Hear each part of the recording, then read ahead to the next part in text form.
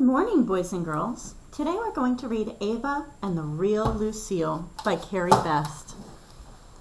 The pictures were drawn by Madeline Valentine, so she was the illustrator. The words were written by Cari Best. She's the author.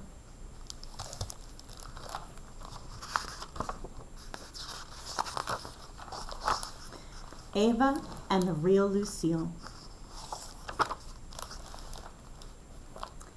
Ava saw the sign in the pet store window first, because Arlie, her sister, was tying her tap shoes and Mama was buying strawberries. Ava's heart jumped. "Now's our chance," she said. "For what?" asked Arlie. "To have a dog," said Ava. "I don't see any DOG on the sign," said Arlie. "We could win a monkey or a llama or a teeny-weeny ant. They're pets too." "I want to win a dog," said Ava. Then, as they were taking baby steps all the way home so Arlie wouldn't ruin her tap shoes, Ava thought of a good beginning to their poem. "My turn," said Arlie, making up the middle, because she liked dogs too. The girls finished the poem together at Mama's desk, signed it, made a copy to keep, folded it into an envelope, sealed it, stamped it, and carried it to the mailbox on the corner. "Let's name our dog Lucille," said Ava at dinner. "Don't count your dinosaurs before they hatch," said Arlie. "Contests are hard to win." "I think Lucille is a very nice name if she's a girl pet," said Mama, and she gave each of her girls a bowl of fresh strawberries with cream for dessert.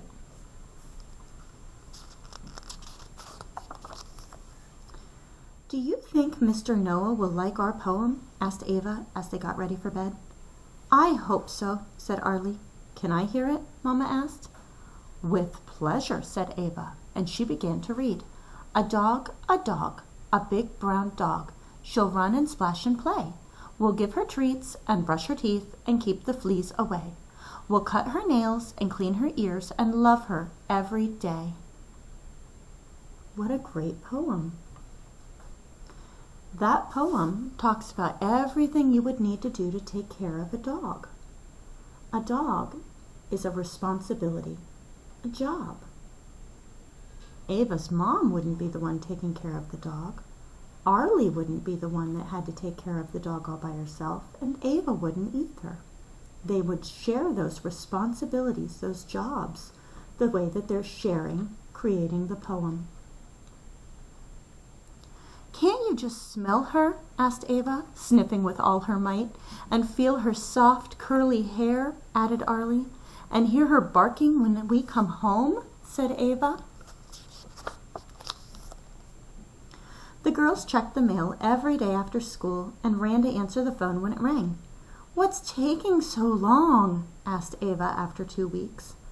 "I guess we didn't win," said Arlie, shrugging her shoulders as she practiced tapping. But Ava kept hoping for a dog just like Phoebe next door. Ava loved how Phoebe's ears blew back when she ran, how her teeth shined white when she smiled, how she danced when Mr. Alley said, "Phoebe, dance!"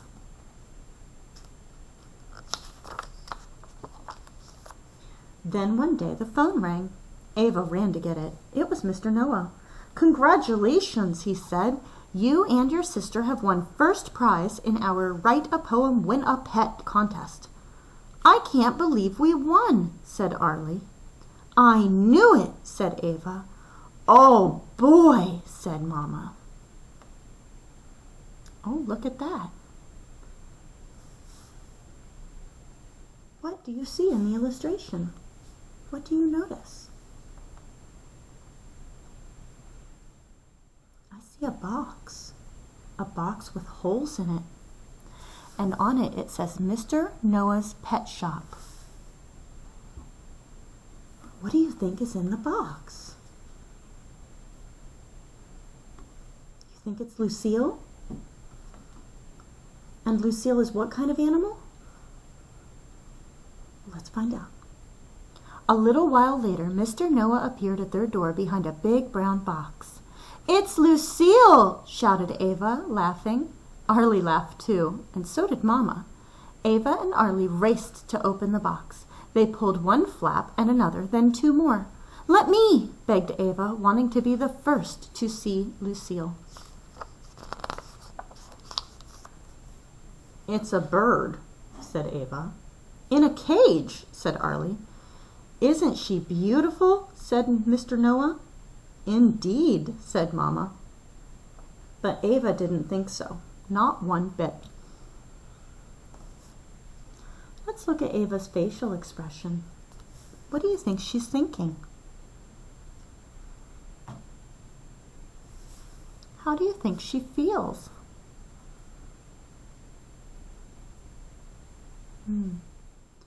She doesn't look happy, does she? She looks disappointed? Sad? What would she be disappointed about?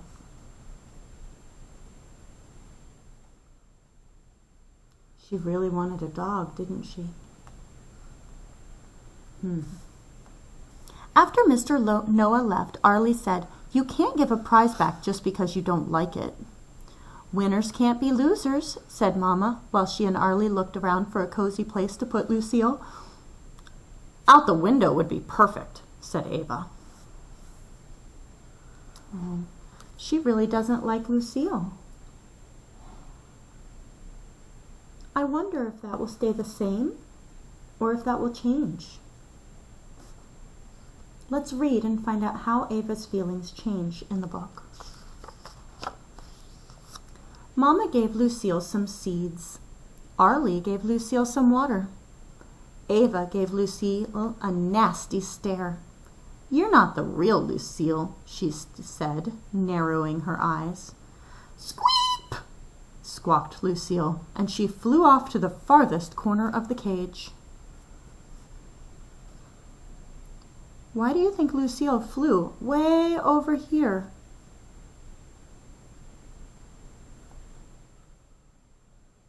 You think she's scared? "You're scaring her," said Arlie. "I am not," said Ava. "Quiet," said Mama. "It says here that parakeets don't like loud noises." "Well, neither do I," said Ava, and she stomped her sandals thunderously across the room. And that was the first thing Ava learned about Lucille. But it wasn't the last. "Why isn't Lucille eating?" asked Arlie the next morning. "Parakeets don't like big changes," said Mama. "New faces, new colors, new sounds." "New fingers," said Ava, wiggling her pinky through a space between two bars. Then, "Ouch!" said Ava. "I didn't know parakeets had teeth." "They don't," said Mama, "but they do have sharp beaks." "Well, I have a sharp tongue," said Ava, and she stuck it out at Lucille. "Why didn't Mr. Noah's sign said, 'Write a poem, win a dumb old bird'?" I know, we don't use that word. We don't say dumb. But when it's written in the book, it's okay for a teacher to read it. "Lucille can't help being a bird," said Arlie. "But you can help being an impatient Ava," said Mama. So Ava tried to be patient.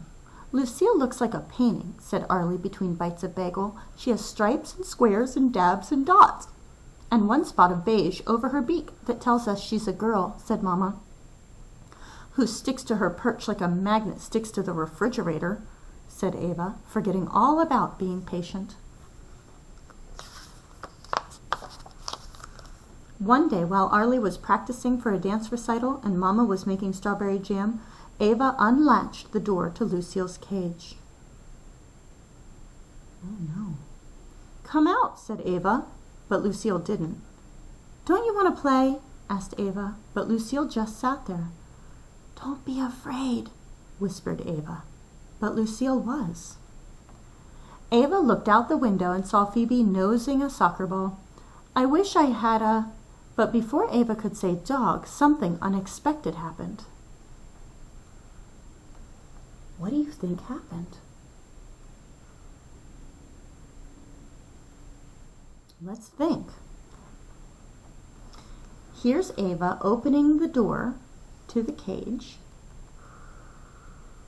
And here's Ava sitting on the chair, looking out the window. What might happen? What do you think? Let's find out. It felt like a tickle, then a nibble, then suddenly a shrieky "Weet!" rang out in Ava's ear. "What was that?" she shouted. "It's Lucille!" shouted Arlie. "On your shoulder!" shouted Mama. "Lucille!" said Ava, laughing. And after that day, Ava discovered that Lucille was full of surprises. Do you think Ava's feelings for Lucille might be changing? Lucille can watch two things at once.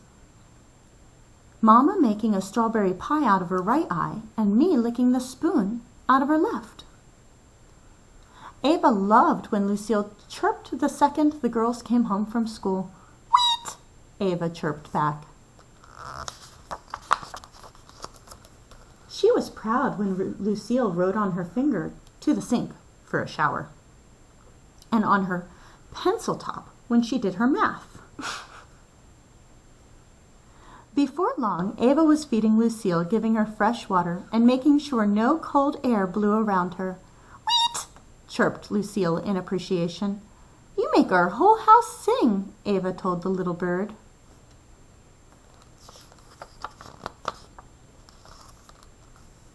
But Ava and Arlie would never forget the day the house was silent.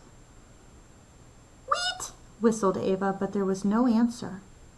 "Something is very wrong," she said, rushing over to the cage. There at the bottom, Lucille sat huddled, her tiny chest heaving in and out. The next day, Lucille didn't eat. She didn't drink. When Ava asked if they could take Lucille to the vet, Mama said the vet was too expensive. Whispered Lucille. "We have to help her," said Ava. "How?" asked Arlie.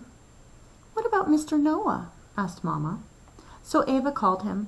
Mama and Arlie listened in.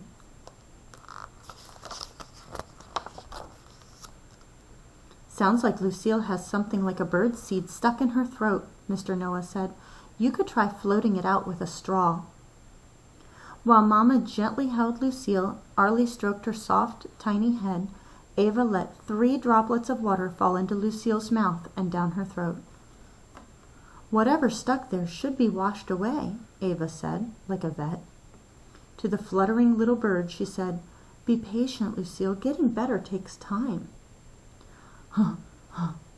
Whispered Lucille the next day. "She's not any better," said Arlie. "She will be," said Ava, hoping, while she continued to give Lucille water through a straw. The next morning, the softest of sounds came from the kitchen. Ava listened. She heard a stronger sound, then another. "Weet!" chirped Lucille. "Weet!" answered Ava as she went galloping into the kitchen. Mama and Arlie came running too. "We're so glad you're back, Lucille," they shouted. Then that Saturday, in a spot of sun, Arlie tapped, Lucille danced, Mama baked, and Ava wrote a poem all by herself. It was called The Real Lucille. "Lucille, Lucille, our happy bird, she chirps when we come home. She runs and jumps and kisses too. She's almost like a dog and not a dumb old bird." In fact, Lucille was so much like a dog that Ava could teach her to play a fast game of soccer with a ping-pong ball, because Lucille was still full of surprises, and Ava had lots of good ideas.